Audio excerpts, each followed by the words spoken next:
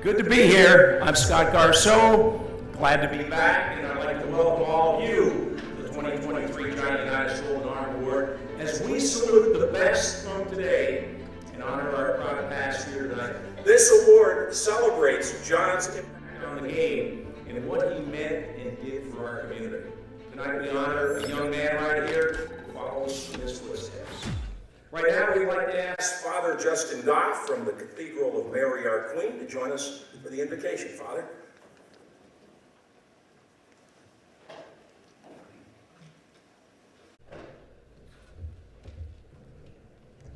Let us pray.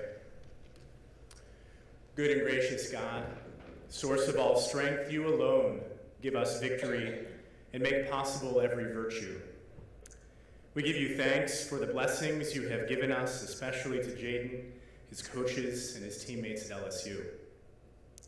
You remind us, O God, that the battles fought in the field are second to the battles fought in the heart. May our striving for physical excellence always be surpassed by our pursuit of good character and full integrity, that we may receive not a crown that perishes, but one that is eternal. Make us in your mercy, Lord, instruments of good in the world to bless our communities, our cities, and our families with your love, justice, and truth. We make these prayers with confidence for you, our God, forever and ever. Amen.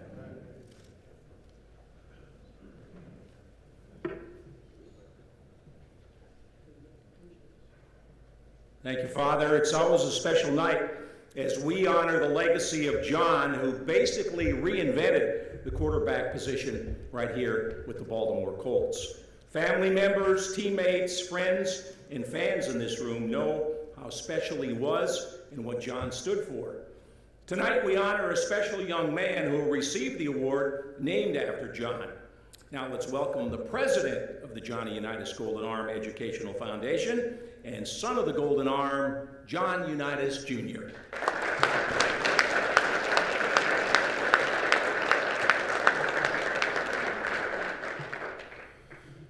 Thank you, Scott, for serving as the MC again for this year. And I also want to acknowledge Scott was inducted into the Hall of Fame of sportscasters, so congratulations to you.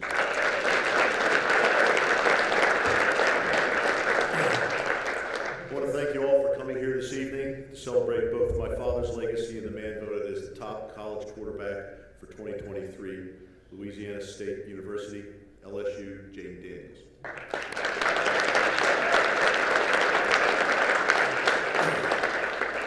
This marks our 37th year, and Jaden is the second recipient from LSU to receive the Golden Arm Award. Joey Burrow won it, 3 years ago? 2018? 19, yeah. So we're very excited that now we have two LSU winners playing against each other, so have fun. Needless to say, this is a very special foundation. It's very special to our foundation and our award. And I want to welcome Jaden, his mom Regina, his father Jay, head coach Brian Kelly couldn't be here, he's recruiting, and welcome back one of the hardest working SIDs, Brandon Barrio and his team from LSU. Thank you guys for coming, I appreciate it.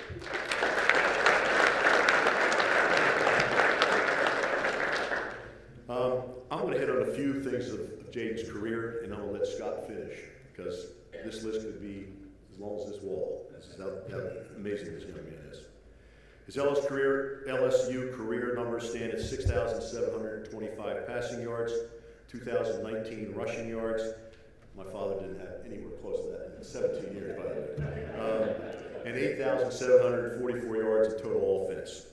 And on LSU's all-time list, he ranks number 2 as the TDs responsible for 79, and number 3 in total offense, 8,744 yards, and passing TDs, 57.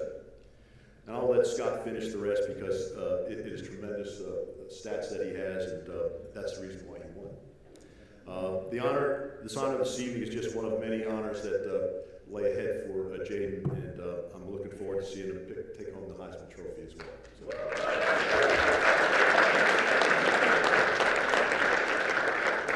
There's more to Jaden than his football exploits. It's what he does off the field, and we commend him and you, Jaden, for your efforts in giving back and helping those who are less fortunate than you are. This is something my father felt very passionate about, so keep up the good work. In winning the Golden Arm, Jaden joins the family of quarterbacks, names we're all familiar with: Kenny Pickett, Joe Burrow, Peyton Eli Manning, Matt Ryan, Gardner Minshew, Andrew Luck, Marcus Mariota, and last year's winner, Max Duggan. We're very proud to say that we have 9 former winners still competing in the NFL, and soon to add number 10, right, Jaden? Okay. Candidates for the award, great. Candidates for the Golden Arm Award are judged not only for their athletic achievements, but also for their character, their sportsmanship, integrity, citizenship, scholastic accomplishments, teamwork, leadership qualities, and Jaden certainly leads by example. He's a true leader. Jaden clearly epitomizes all that my father envisioned when we established the Golden Arm Award in 1987. Jaden is not just a great quarterback, he is a great individual. And I had pleasure of spending time with him and his family today at Babe Ruth Museum, and I just got to say, you guys are terrific. You guys are really great. So thank you very much for the time you spent with us. It was great. In every way, Jaden measures to the high standards for which my father stood. Jaden is the worthiest recipient of this award, and I know my father would be very proud to see him here tonight. Beyond recognizing outstanding college quarterbacks, my father established the Johnny Unitas Golden Arm Educational Foundation to give back to the community. The Golden Arm Foundation promotes football on all levels by providing financial aid to deserving young high school scholar athletes moving on to college to continue their higher education and attain their degree. To date, and I will say this, Jaden has already graduated from college at Arizona State, and he's pursuing, I believe, your master's in liberal arts. Is that correct, Jaden? It's terrific.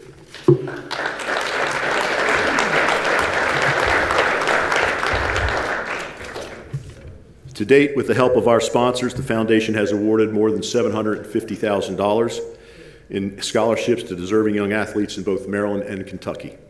To our sponsors, thank you for your support. It is your commitment in the sponsoring of this event that makes my dad's dream a reality, and making a difference to the scholar athletes whom we award scholarships to each year. I would like to thank my many sponsors who make financial commitments in order to make this evening and the scholarship awards possible. From our presenting sponsor, A.O. Smith Corporation, and their Director of Marketing, Mr. Jeff Story. He's here with us tonight, his daughter Molly, his significant other Lisa, and along with Lee Holmes and her husband Carter. And for those who don't know, A.O. Smith, can we cue to the video?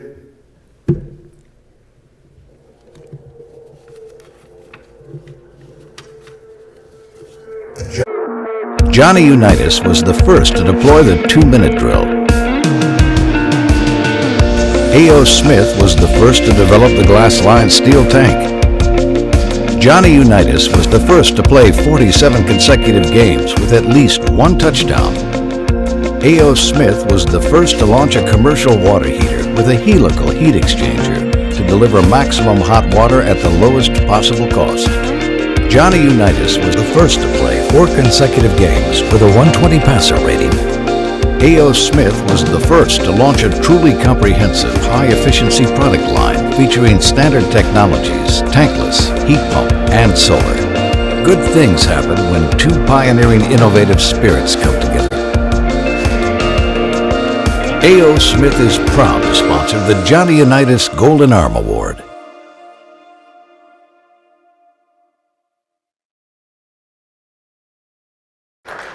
So A.O. Smith is our presenting sponsor. MedStar Union Memorial Sports Medicine, Brad Chambers, Ken Samet, Deborah Schindler, and the rest of your many doctors who care for our Ravens and the many other athletes in the universities and colleges throughout Maryland, I thank you very much. Appreciate your support, Brad. Thank you.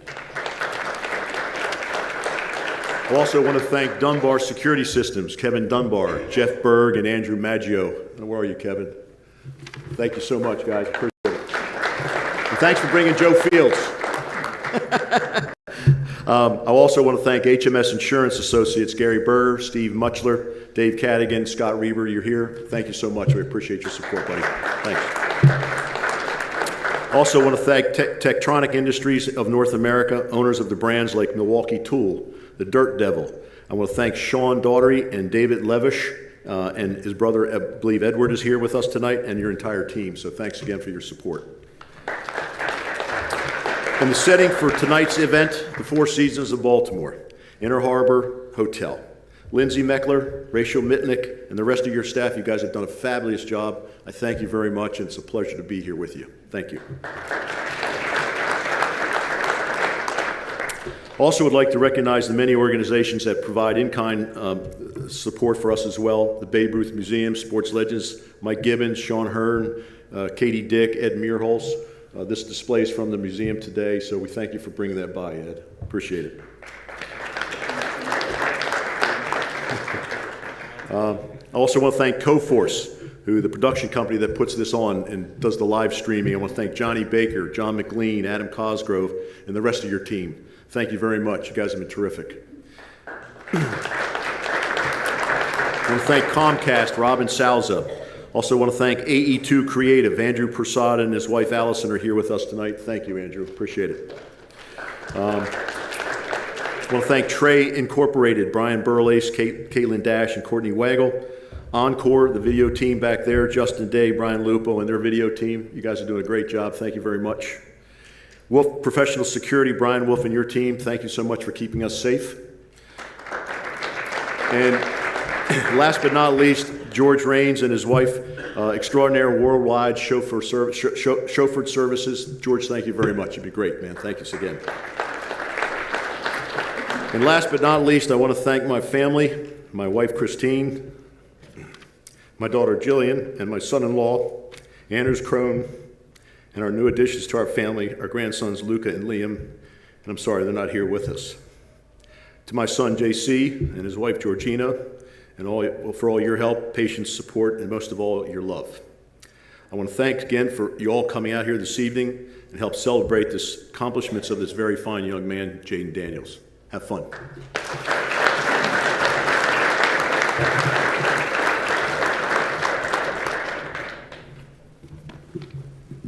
All right, we've got a few, everybody's special in here, but we've got a few special people we'd like to recognize at this time. First, the wife of Baltimore Colts Hall of Fame tight end John Mackey. She's a tremendous advocate for former NFL players and their families. The Sylvia Mackey Woman of the Year Award is presented by the Gridiron Greats Assistance Fund. Sylvia Mackey.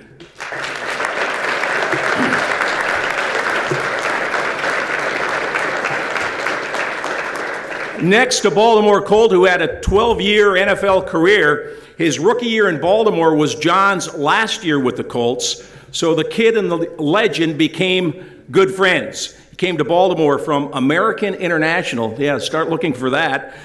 He came 50 years ago, and he never left, and we're glad he didn't. A fan favorite, former Pro Bowl safety Bruce Laird.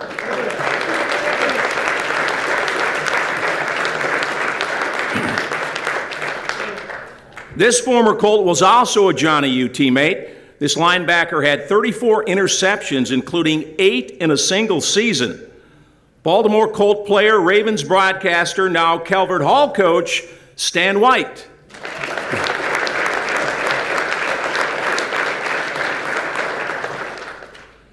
We also have, this one wasn't on the list, but he's here and we want to recognize him. He is now the senior football advisor for the New York Jets, but a longtime Raven front office executive who did a great job putting together those Super Bowl champion teams. He was our guest speaker last year, Phil Savage. There's Phil and his wife Dorothy.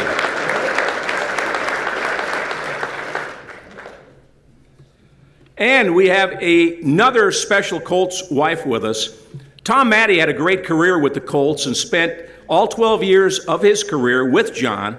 And when John and Gary Quazzo went down with injuries in 1965, Tom, the running back, suddenly was the emergency quarterback. Hadn't done that since his sophomore, junior year at Ohio State, but he led the Colts to the playoffs as a quarterback. And the lady that wrote the plays on his famous wristband that's now displayed in the Pro Football Hall of Fame in Canton, Judy Matty.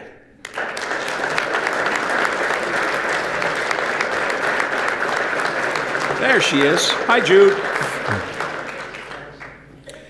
And on this night, when we honor the legend of Johnny U, we can't forget another legend that spent so many nights with us at this event.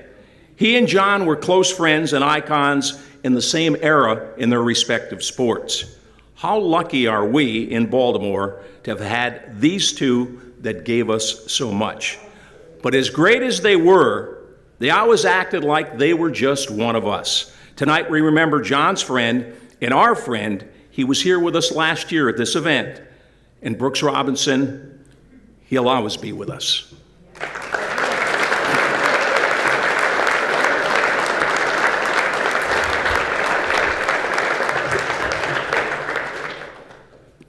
Our guest speaker tonight was a two-time Pro Bowl center and a two-time Super Bowl champion. At Georgia Tech, he played for legendary coach Bobby Dodd. In the NFL, he was coached by icons Vince Lombardi and Don Shula. After his playing days, he became a college head coach at Georgia Tech, Alabama, Kentucky, and Georgia State. He's been named ACC and SEC Coach of the Year and won the National Bobby Dodd Coach of the Year award. When he wasn't coaching, he was broadcasting college football for ESPN. Who better to speak at the Golden Arm Award than the man whose rear end was pressed against John's golden hands for 6 seasons? John's teammate, close friend, and friend of this foundation, please welcome Bill Curry.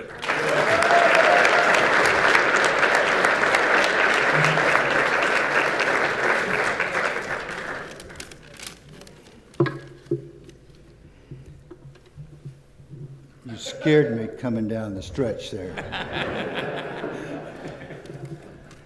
Just think, only in America could somebody who spent 20 years doing this one ridiculous thing be allowed to participate in an event like this, honoring such a great person and so many wonderful people that have already been recognized. You see, what my job was to hike the ball and be run over slowly.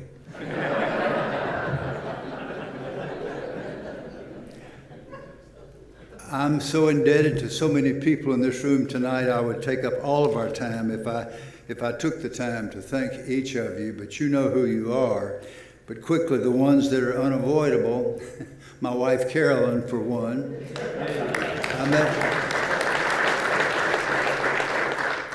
Carol and I met in the 4th grade, and by the 6th grade, I predicted and proclaimed that she was going to be my wife. My father said, "That is the best idea you've ever had, Bill. Is Carolyn aware of your plan?" I said, "No, not yet. I'm working on it. She's taller than me, she can outrun me, and she's a lot smarter than I am, and she won't speak to me." It took me 6 years to get a date, but I am very, very persistent. And next Wednesday night, we will celebrate our 61st anniversary.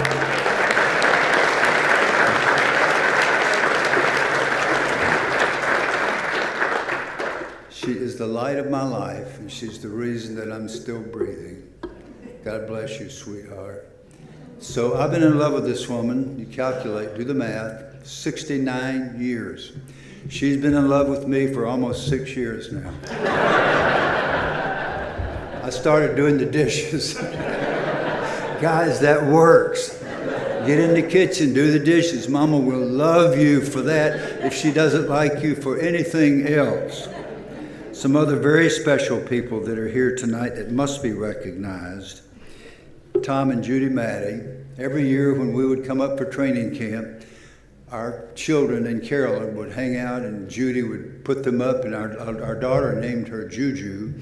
And by the time she was about 2, I would say, "Well, what do you want to do today, sweetheart?" "Go Juju's house." And I found out later that Juju was giving her candy every time she went over there.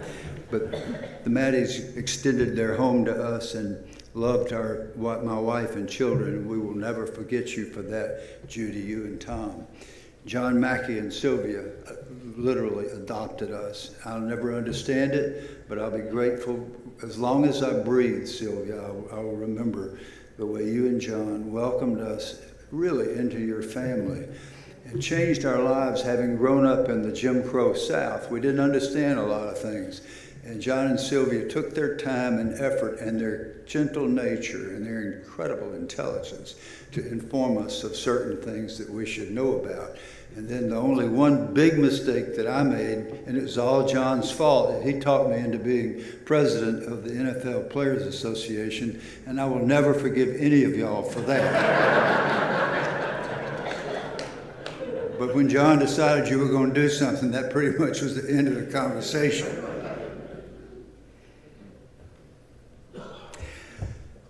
We had a guy in our clubhouse in Baltimore named Peter Seiden, who was just a teenage guy, not just a teenage guy, but a very bright teenage guy who helped with the equipment, but he was also a wonderful friend and has stayed friends all through the years.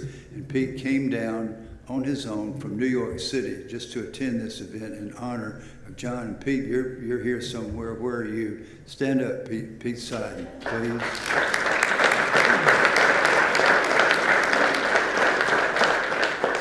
You didn't stand up. Stand up, Pete. Thank you.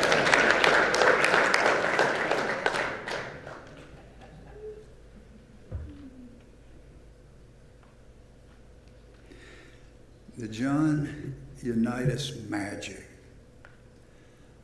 that affected everybody in this room, certainly, and to some extent, it could be argued, every breathing soul in the United States of America. I watched him as we traveled. I watched people's response to him. I watched people as they respond to him today when they realize who I am and begin to ask about him. Now, I'm not going to say that this is a typical response, but it is a legitimate and a sincere response. But I was introduced to the great Leo Mazzoni.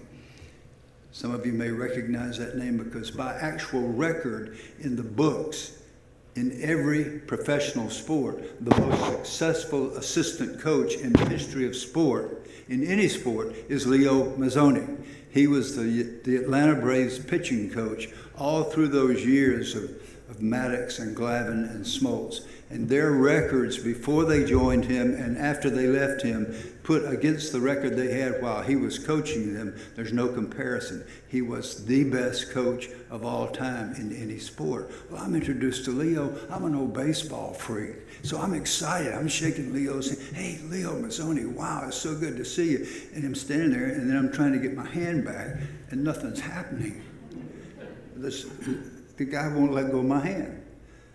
And I look across at him and he's got tears in his eyes. And I'm thinking, Leo, are you okay? Is there something wrong with you? Big old tear streams down his cheek. He said, I can't believe I'm holding the hand that snapped the ball to Johnny Unitas. I said, oh, you're from Baltimore. He said, yeah. That's not the only time I've gotten a similar response. There was a magic about John Unitas. And I watch quarterbacks differently than other people watch quarterbacks because I also snapped the ball to some other people that were really, really great. And I want you to know something, Jaden. You have the magic. You have the magic. You can be as great as you want to be. You put in the hours and you put in the concentration, you put in the absolute devotion, and you lead the way I've seen you lead because I've watched you and I've met your folks and I feel the love and the togetherness of this family. And I believe that you can be effective in the same way that Johnny Unitas was. They say that the 1958 Baltimore Colt New York Giant game was the greatest game of all time. I don't know if that's true or not. Maybe. I know it's the first time I ever watched an NFL game from start to finish because I was not interested in the NFL. I had two goals in life. Number one, marry Carolyn Newton. Number two, pitch for the Yankees. It's the only two things that I even thought about. I didn't watch pro football. I didn't care about, I didn't know who Johnny Unitas or Raymond Berry were, or Alan Amici or Marchetti or any of them. I didn't care who they were. My dad said, well, how about if we watch this game here? So we sit down. I actually watched a pro football game from start to finish. And my life was changed. I was a high school football player, but I was just out there passing time. I wasn't busy being as good a player as I should have been. After that game, something changed. But it wasn't the Colt team, it wasn't the victory, it wasn't the hoopla of football taking over America's dream. It became the obsession with understanding the magic of that leader, that number 19, and what it was. And I never heard him say anything. I never read a fancy speech or a declaration, because then I began to learn, I began to understand at the tender age of 16 that if you're a great leader and a great performer, you never have to tell anybody. All you do is produce. Give your best every instant, every snap, with all your heart. If you're great, you don't have to tell people you're great. You see, we've lost that virtue in most of our leaders today. I believe that. I fear that.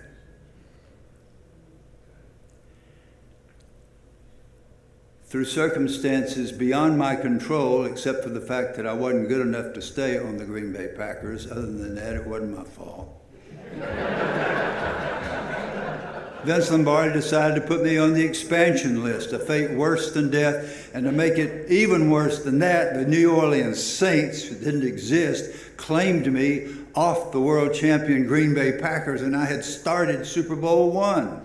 I even hiked the disputed field goal snap that the Baltimore Colts still believe cost them the championship in 1965. The day I showed up for the Baltimore Colts, Tom Maddy greeted me at the gate and said, "You got my ring on." I said, "Excuse me, let's see what it says here. C-U-R-R-Y, is that you?" He laughed and hugged me, and we became brothers from that day forward, because he was being a gentleman about it. But they really believed that field goal was no good. I have no idea. I was at the bottom of the pile. I was always at the bottom of the pile. Nonetheless, I'm walking into the Baltimore Colts. This guy, claiming to be Don Shula, had called my house not long after the Saints had done the horrible thing of claiming me. And I thought for a minute it was one of my buddies, so I almost blew it by smarting off. But then, for once in my life, I thought, I better play it straight, because this really might be Don Shula calling me. It was Don Shula. He said, "Bill, I've been working on a trade, and we're thinking that we might include you in that trade, but I got to ask you a question. I know you've been a starter, but would you be okay with coming to the Baltimore Colts if I only put you on special teams?" You see, Shula was the first coach I'm aware of in professional football that properly emphasized special teams. And all my buddies here, my teammates, will remember how many hours we spent on special teams, especially during training camp. And he said, I don't want to trade for you and find out that you're not going to be happy. Now, I was just a throw-in in the deal. The Saints wanted Quazzo, and Shula wanted that number 1 draft choice that was going to be Bubba Smith. And they were just haggling over a couple of guys that they might throw in the deal, and I was one of those.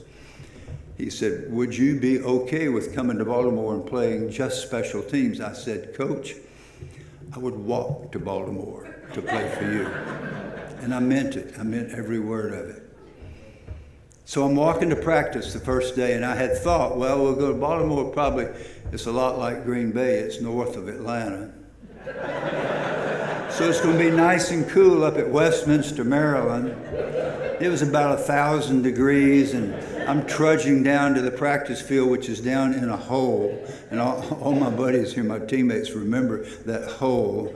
And John, I know you remember it. And I'm walking down, I'm already sweating. And here's Johnny Unitas, who's already been the most valuable player in the NFL and called the greatest player of all time. Being called the greatest player of all time, he had been voted that. And he's whistling a happy tune. He's got on a rubber jacket, and it's 102 degrees Fahrenheit.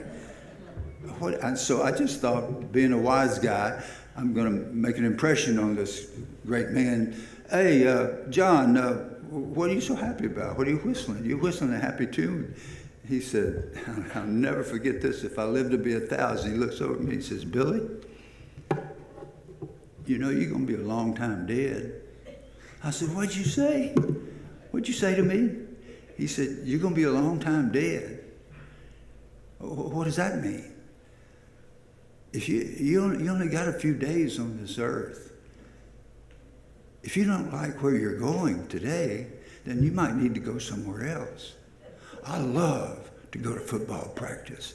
I love to practice football, and that's why I'm going there. You don't feel that way? I said, well, I do now. My practice habit, yeah, John Unitas.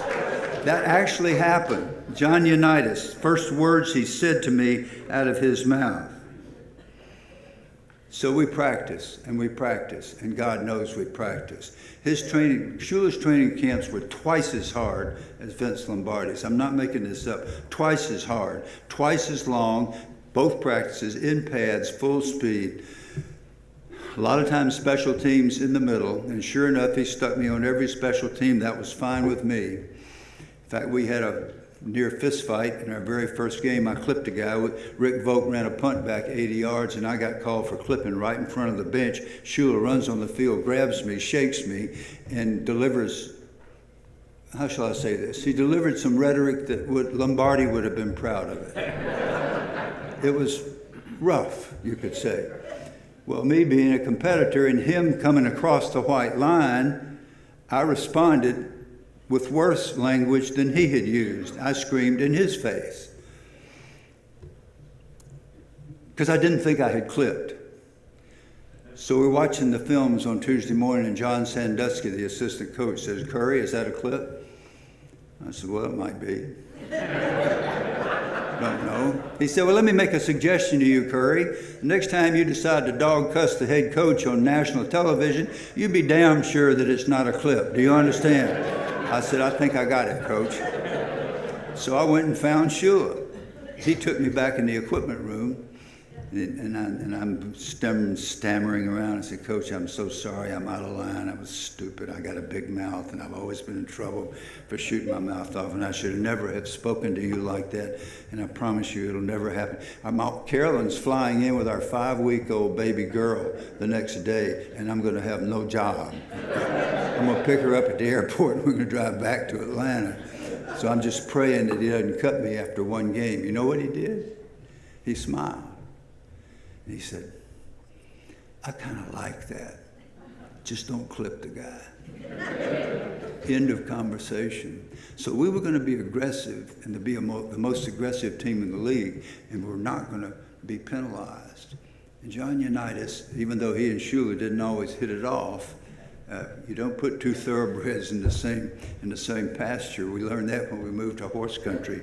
But they were two thoroughbreds, and those two came together in a way that was so forceful and so magic, and John could take it on the field. That did not include Shula changing his play calls. Somebody could come running in with a play, and John would say, get back, I'm calling the plays here. And he would send Shula's plays back to him. I never heard quite how that was resolved. So we practice, and we practice, and we practice. And I'll never forget trudging up that hill. I'm so relieved after we run the dreaded gassers. And we've all lost 12 or 14 pounds to dehydration. And I fight my way into a shower. We had 3 shower heads, no air conditioning. So you try to take a shower, you try to dry off and put your clothes on. Your clothes are going to be soaking wet because you're still sweating bullets. You're not going to stop sweating for several hours. And I come back out of the locker room. Now we're losing the light at Westminster, Maryland. And there's somebody still on the practice field. This is an hour after practice. This is after I stayed out for long snapping and then trudged up the hill. There's somebody still, who is that? Are those high school kids from Westminster High School? I walk over and I look down, and on the practice field are John Unitas and Raymond Berry. And they're throwing one pass route after another. A post, a dig, a curl, a swerve. All the routes over and over and over. And these were people that had already been named All-Pro several times each. Greatness does not come because you show up great. Greatness comes because you are willing to work twice as hard as anybody else. Every Sunday, we gathered in the locker room before we took the field to play our game on what we called our Astro Dirt. It was the Orioles field, and it was mostly infield. We thought that was a big advantage for us because nobody else could run on Astro Dirt like we could. And so we'd gather up in the locker room, and the coaches would leave us in there. And Freddie Miller, our LSU defensive captain, great football player, great person, would give this impassioned speech to the defense, and we're going to run to the football, we're going to get after the passer, and we're going to gang tackle and all these things. And the defense would get all excited, and then he'd turn and say, John, he was captain of the offense, John Unitas, you got anything to say? John standing up against the door with his legs crossed like this, and he's looking around the room.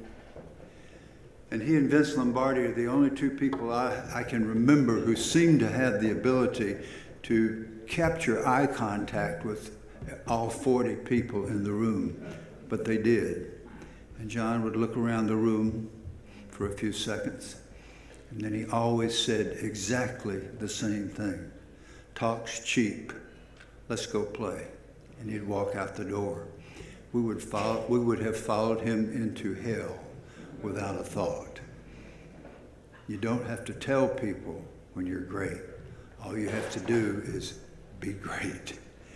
And then, if we won the coin toss, and many times the guys will stop me in the airport, believe it or not, people ask stuff like this. Hey, Curry, what's your greatest thrill in football? Here's my greatest thrill in football. And it wasn't a Super Bowl ring, and it wasn't a championship, and it wasn't a Pro Bowl, and it wasn't any of those things. It was this. If we won the coin toss, the offense was introduced first. If the offense was introduced first, the center was the first position introduced. So the broadcast, the PA guy would say, and starting at offensive center, number 50 from Georgia Tech, Bill Curry. And so I would trot out onto the Astro Dirt to the 50-yard line and peel over to the bench and set the huddle. Then he would introduce another starting player and another, and there was a lot of applause because we had what was called then the world's largest outdoor insane asylum. Our crowds were really loud, and they were loud, they were nice, they applauded, they clapped for us regular guys. And so eventually there'd be 10 guys in the huddle, and we're all steady there waiting. And the next thing you hear is, and at quarterback, number 19 from the University of Louisville, and that would be the last thing you would hear because the noise was deafening. It was rated by the decibel people, whoever they are, to be the equivalent of 2 jet engines blasting out. It was the loudest noise in America up until that time. And number 19 would trot out there to the middle of the field and then wiggle his way over and get into the huddle, and that little blink of his, stick his head in the huddle. By that time, we were all crying. We were veterans. We'd been playing a long time. We weren't rookies. We had tears in our eyes, and the game was over. The opponent didn't know that the game was over, but they didn't have a chance because that moment was the highest moment I ever experienced in my entire 20 years of playing football. Just listening to John Unitas be introduced at his stadium and to be a part of his tribe, of his unit, of his team, because what he really cared about, without ever saying it, was our team, those men in that huddle. And he would not allow us to come apart, and he would confront us if it appeared that we were going to. I remember a game we played against the Bears. Pretty sure it was 1970, and it wasn't a good day for any of us. John threw a couple of interceptions and we fumbled, and Butkus is over there knocking the ball loose and screaming and jumping up and down and just having a wonderful time. And the score is 17-0. We're down. After each fumble, after each interception, John would trot off the field. And he never changed expression. And Glenn Ressler, our left guard from Penn State, who never said anything about anything, says to me, "Does he realize what's going on?" I said, "I think he does, Glenn." John's expression never changed. The last play of the game, Sylvia, you'll remember this, it was an 80-yard touchdown to John Mackey for us to win the game 21-20. And I made a point of watching John Unitas exit the field after the triumphant touchdown pass. He did not ever change expression. He just trotted off because all he was doing was his job, which is to do everything right all the time. And when it doesn't go right, to fix it in time to win the game. And we had a privilege of being a part of that. So what does that mean? That means there's a kind of a magic. In our sport, maybe there's magic in other sports. I don't know. I loved high school baseball and basketball, and I played them.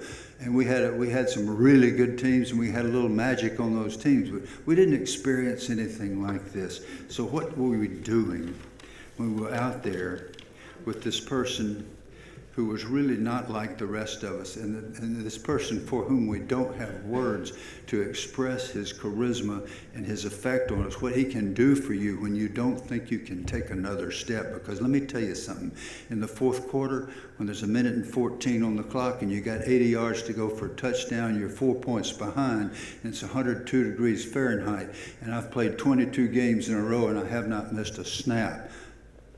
I want to tell you what I am not thinking about. I am not thinking about winning the game. I'm not thinking about another Super Bowl ring. I'm not thinking about protecting the quarterback. I don't care what happens to the quarterback. I'm thinking about one thing because I'm a human being. I'm thinking about quitting. I want to quit. Give us a break, buddy.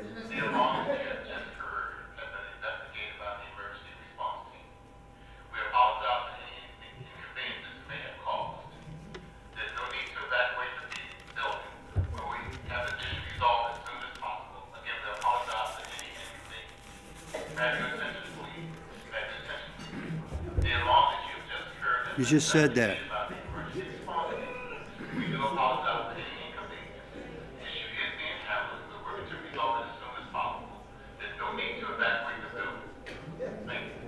Thank you. Hooray, yes. Moving right along here. And I'm almost finished, seriously. But my buddies, my teammates out here know exactly what I'm talking about. You think about quitting and you decide, I can't do this anymore. You see, in our business, I don't have to leave the field to quit. I don't have to go over and suck on the oxygen. I'm thinking, all I got to do is turn my shoulders ever so slightly and let Joe Green or Alan Page run, or Deacon Jones run back there and do what he does to quarterbacks. That's all I got to do. And then we can all go home and nobody would know, right?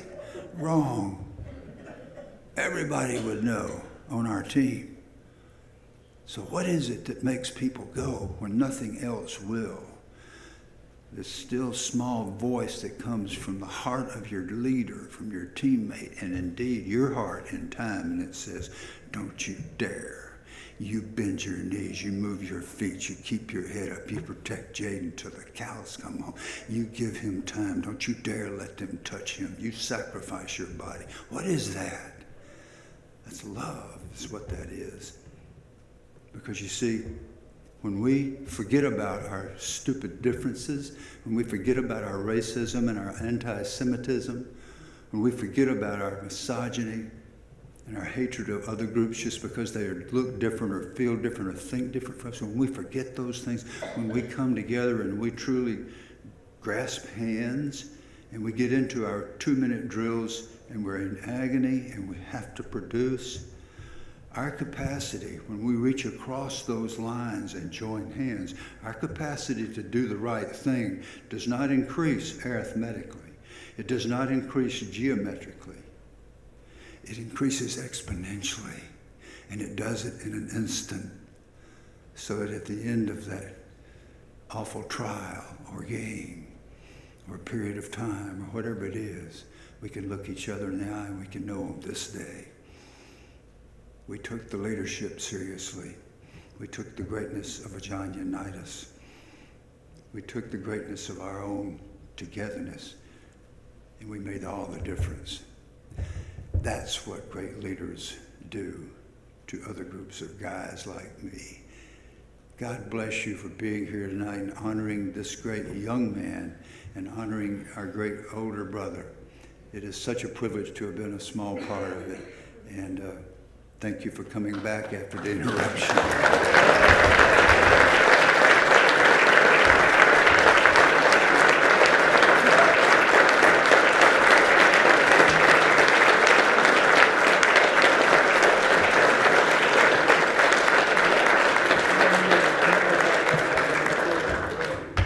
Bill, I think it's obvious that everybody enjoyed all three parts of your speech.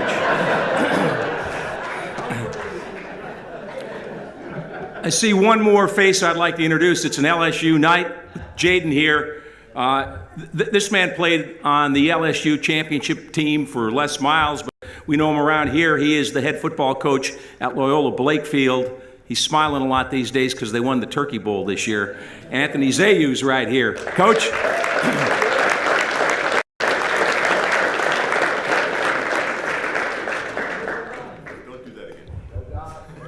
There's a couple of Calvert Hall guys in the building, Anthony, so watch your step. One sitting right in front of you. Character, citizenship, leadership, academics, all important considerations for this honor. And it helps to have a golden arm, right? If you're not a great quarterback, you probably won't be sitting up here. This is a football award, but also those qualities in a person that John valued, like toughness. You heard it from Bill, but you ask any of John's teammates about his greatness, and they usually don't bring up the play he made here or the pass he made there. They talk about his toughness, his leadership. John would admire Jaden's toughness and leadership. This year's Missouri game, a prime example. He was knocked down with a painful rib injury, and if you look at the highlights, you see him trying to throw on the sideline. He's wincing every time he throws the football.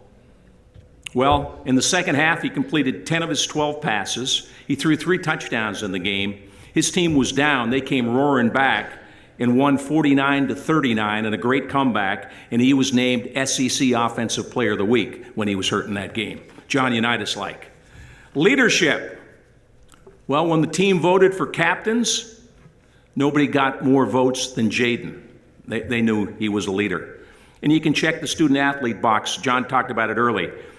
Graduated from Arizona State and now pursues his master's degree at LSU. His numbers, John touched on a couple. They're crazy good. I could stand up here for 30 minutes and talk about his highlights, but let me give you just a few. He was the SEC, last time I checked, excuse me, that's a pretty good conference, right, the SEC? He was SEC Player of the Week, not once, not twice, 5 times this year, SEC Player of the Week.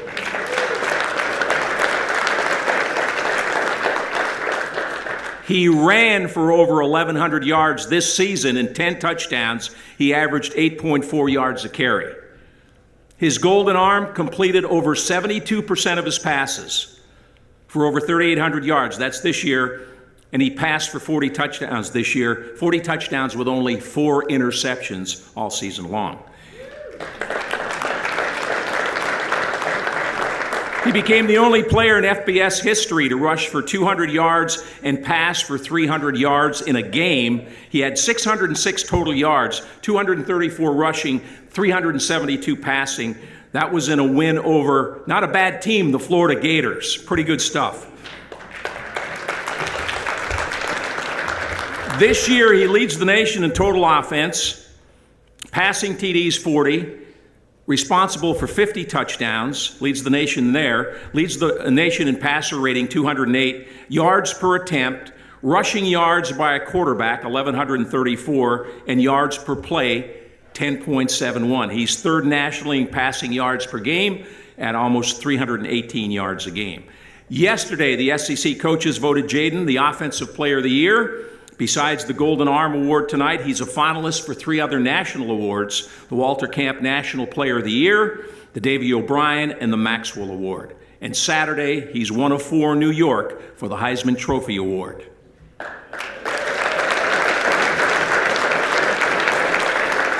I think we can agree that all that is a Golden Arm resume. And as John would say, enough talk. Let's take a look at number 5, that kid named Jaden. Check out the highlights.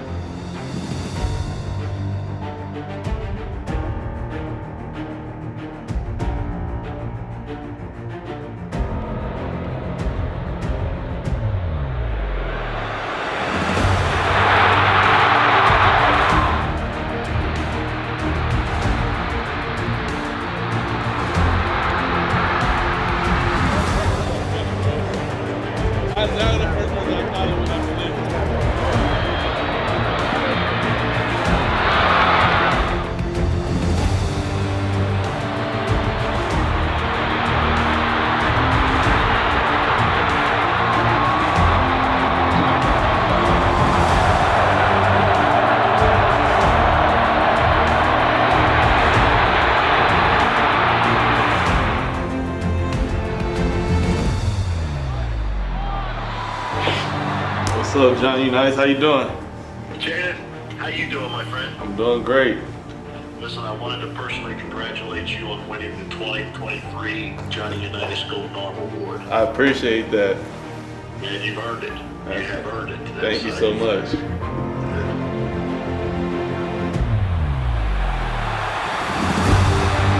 It's been an incredible year to watch him play, and this offense has been prolific, as you know. And Johnny Unitas is synonymous with obviously greatness, and I know Jaden feels the same way.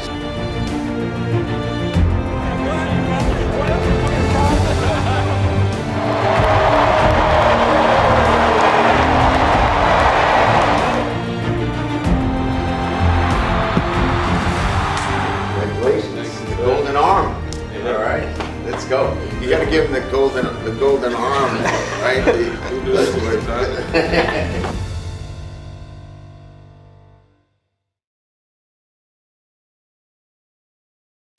And now I'd like to have John and Bill present the 37th Golden Arm Award to LSU quarterback Jaden Daniels.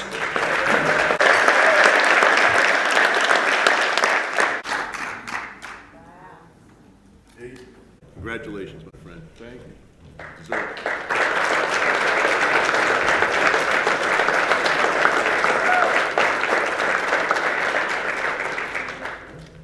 It's heavy. This thing pretty heavy.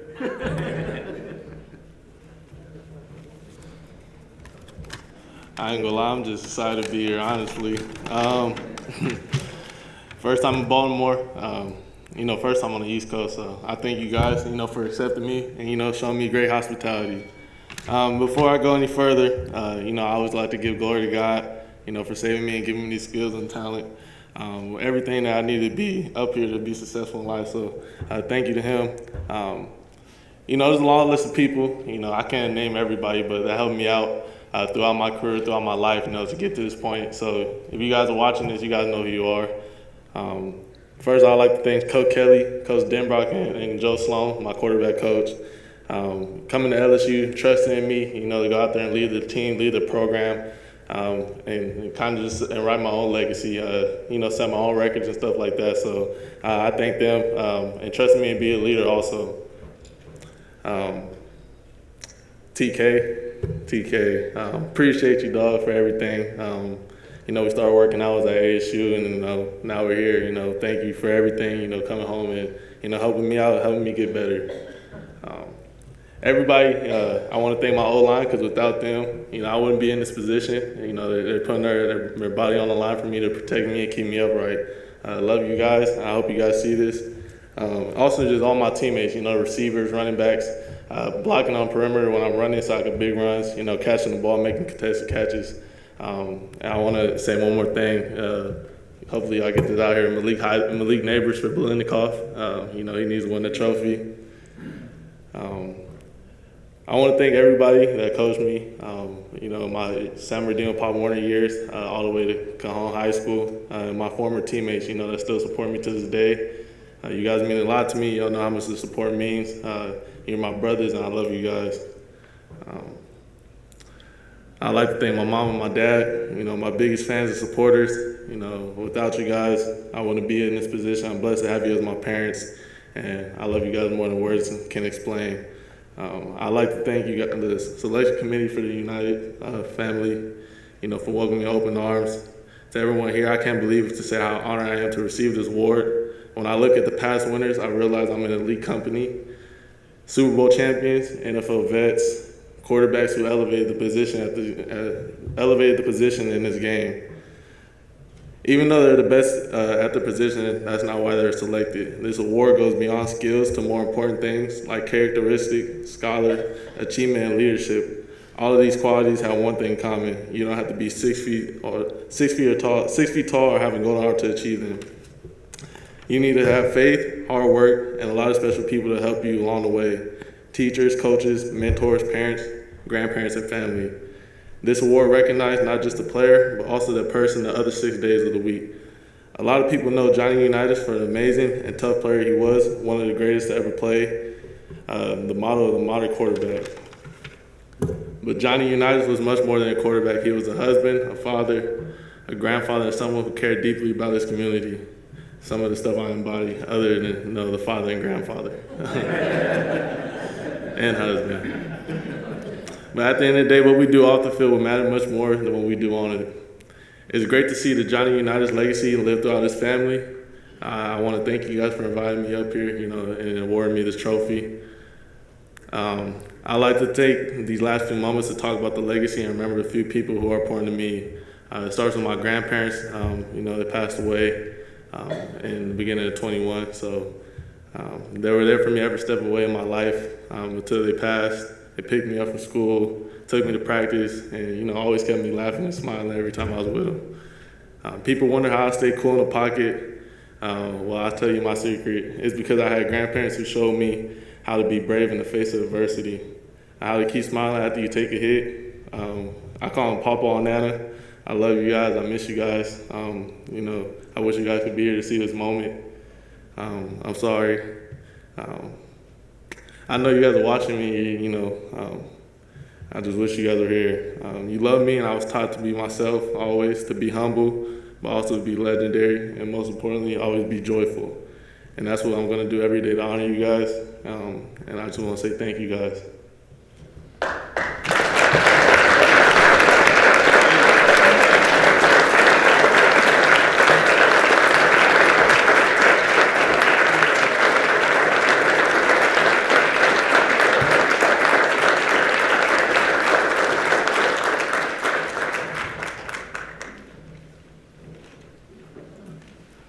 Good hands. Well, Jaden, with the Golden Arm Award, you're in some good company. John mentioned some of the names, but 4 years ago, your LSU Tiger, Joe Burrow, sat in that same seat. Other winners, Andrew Luck, Matt Ryan, Eli Manning, Carson Palmer, Peyton Manning. You are now in a special fraternity. I think you know that. And it's quite a process that got him here tonight.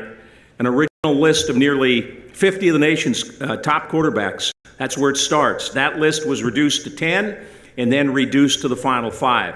The other finalists this year: J.J. McCarthy of Michigan, Bo Nix from Oregon, Michael Penix Jr. from Washington, and Caleb Williams from USC. Some darn good quarterbacks. And this man right here is the one sitting up here. A year ago, C.J. Stroud having a big year in the NFL. He was a finalist. So as you can see, the selection committee has a tough job, and each year they do great work, selecting the best of the best. Jaden, congrats to you and your family. I can see how proud they are to share this with you, and as you said, your best fans. They've been through it all with you, and to see you sit up here tonight and what else you have going on, some of these other awards, the Heisman, fantastic. We know you'll represent all that's good about the Golden Arm Award, and we hope you enjoy your Heisman time in New York this weekend. Thanks to our LSU friends for joining us tonight, and Bill Curry, it's always good having you back in Baltimore. Good to see you.